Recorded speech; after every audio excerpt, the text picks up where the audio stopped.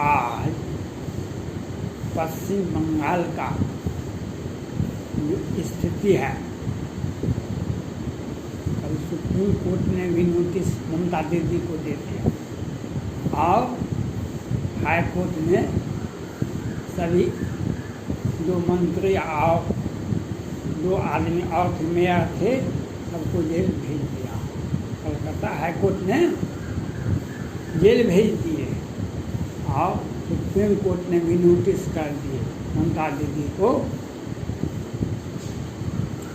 अब इसके लिए कौन कौन लोग जिम्मेदार हैं?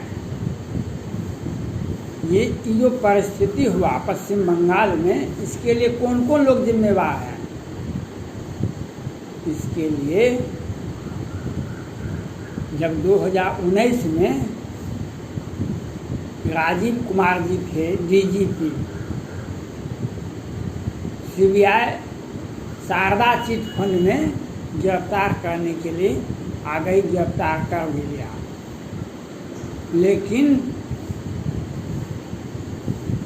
उल्टे कलकत्ता पुलिस ने ही सीबीआई को अरेस्ट कर लिया और ममता दीदी धरना पर बैठ गई।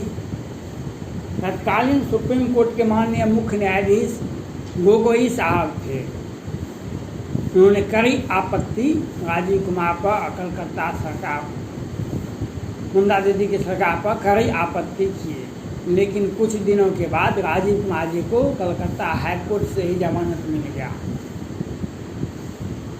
और केंद्र सरकार सिर्फ हाथ पर हाथ दे करके बैठी रही। जो एजुकेशन गृह मंत्रालय को सीबीआई को करना चाहिए वह नहीं किया, कोई भी संस्था काम नहीं किया जो करना चाहिए उस वक्त। आज उसी का परिणाम है ममता दीदी फिर बैठी धरना पर, फिर गिरफ्तार हुए मंत्री, और लेकिन क्योंकि इस बार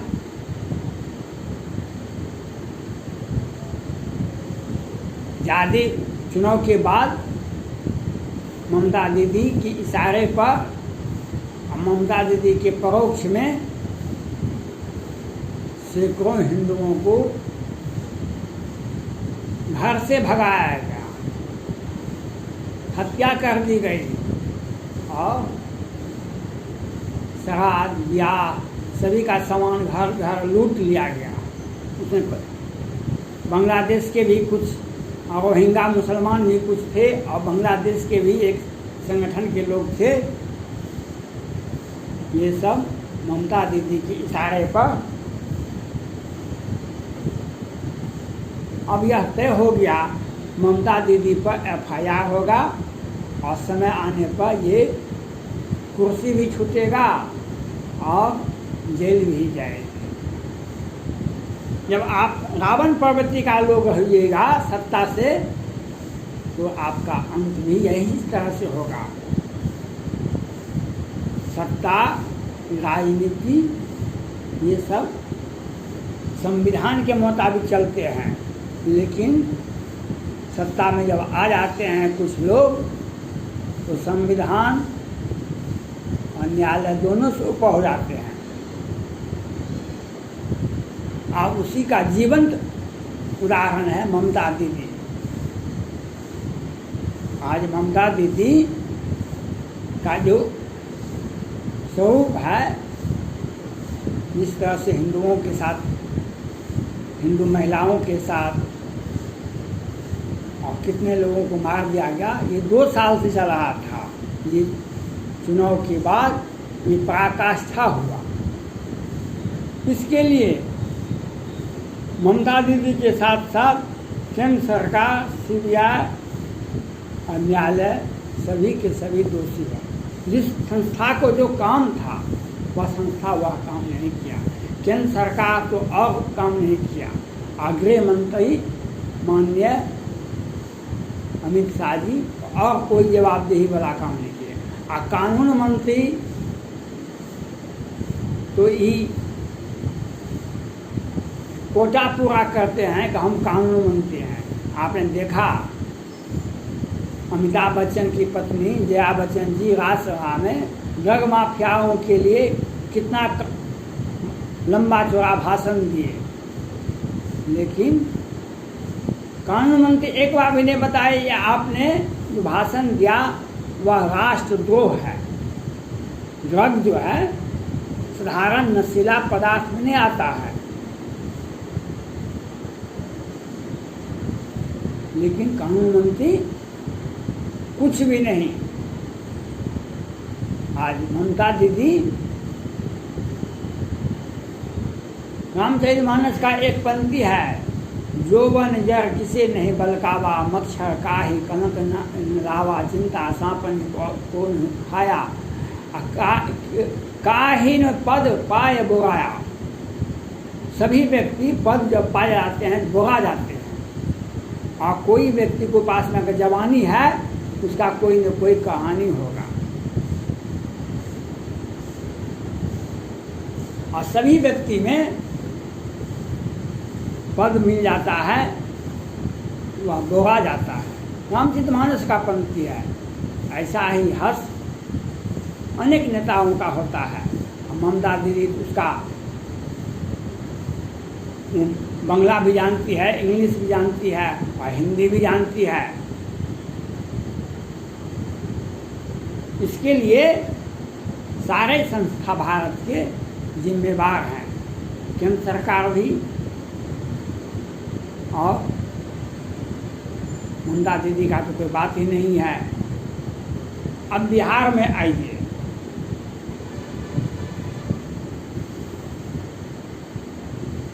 दो दिन पहले chief secretary of Bihar high court में शपथ पत्र करते हैं, जो 1 मई से 13 मई तक 6 आदमी मरा कोरोना से। और पटना के कमिश्नर कहते हैं बक्सर में पटना कमिश्नरी में 798 आदमी का दाह संस्कार हुआ। अब इस पर अब बहस होगी। ये लिखित हलफनामा है, शपथ पत्र है, न्यायालय में दे दिया गया है, लेकिन ये शपथ पत्र के साथ साथ सीसी फुटेज नहीं है क्या? ये 706 नहीं मरा है, हजार मरे हैं। और पटना में ही पूरे भारत में, पूरे एशिया में जितना एक शहर पटना में मरा है उतना देश के किसी भी राज्य मिला के नहीं मरा है, एकमात्र पटना में। और इस तरह से बिहार का अच्छा सुसज्जित और ऑलराउंड डेवलप्ड हॉस्पिटल अगर कोई है बिहार में तो पारस है। और पारस में आपने देखा कल में परसों एक महिला के साथ कोरोना का इलाज कराने के लिए आई और उसे बलात्कार किया गया। और जब उसका बेटी को वह बताया तो उसका मैनेजर आके कहता है नहीं, वह बदमाशी कर रही थी इसलिए उसका पैर हाथ बांध दिया गया था।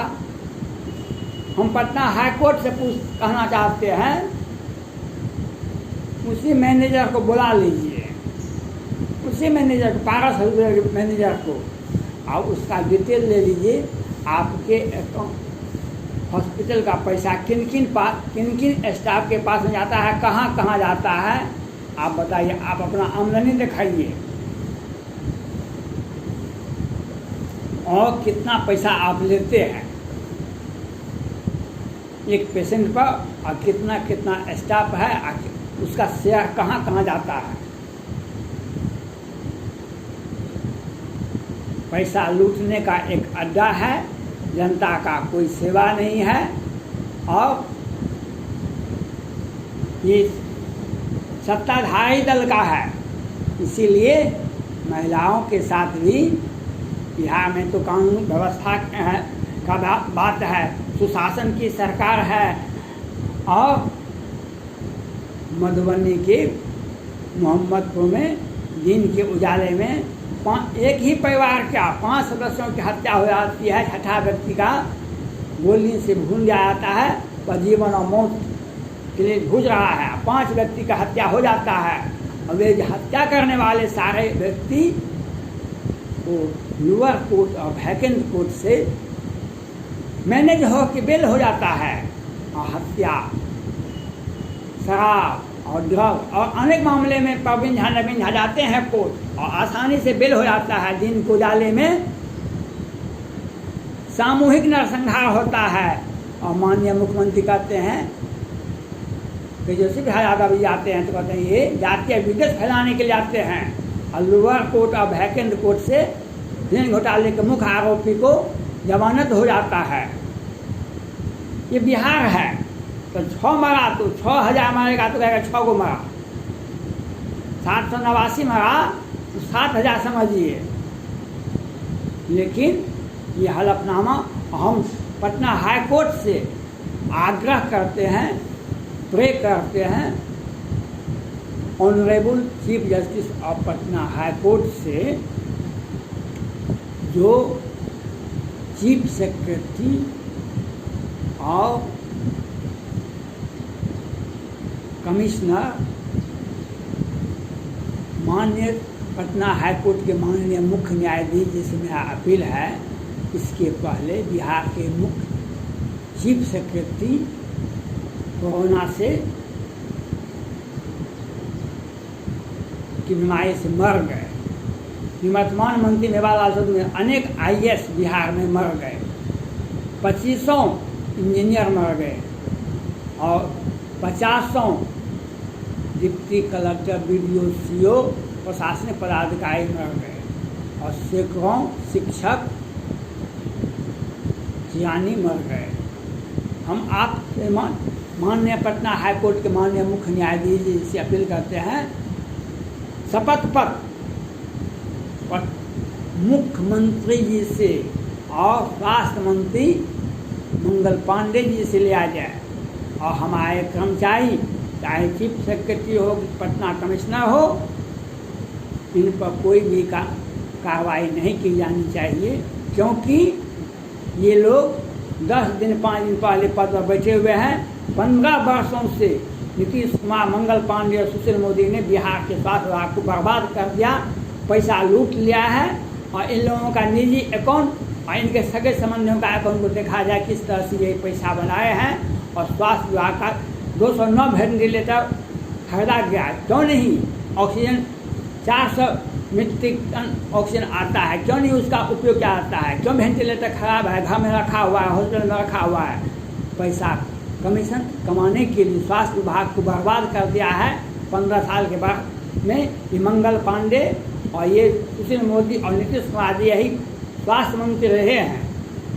और हमारे कितने कर्मचारी, हम एक कर्मचारी संघ का अध्यक्ष हैं, हम कर्मचारी कितने मर गए लेकिन बाल लंबा का कर सके जो जगह बढ़ रही हो।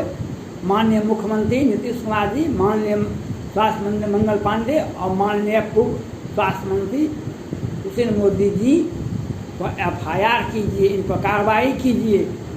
हम 10 दिन 5 दिन पहले आए हुए हैं चीफ सेक्रेटरी कमिश्नर साहब, क्या इन पर कोई भी विभागीय आरोप लग सकता है इन लोगों पर? उस पर आपको ध्यान देना चाहिए। मेरा यह आग्रह है, आपको समुचित कार्रवाई पटना के बिहार के माननीय मुख्यमंत्री नीतीश कुमार जी मंगल पांडे पर किया जाना चाहिए।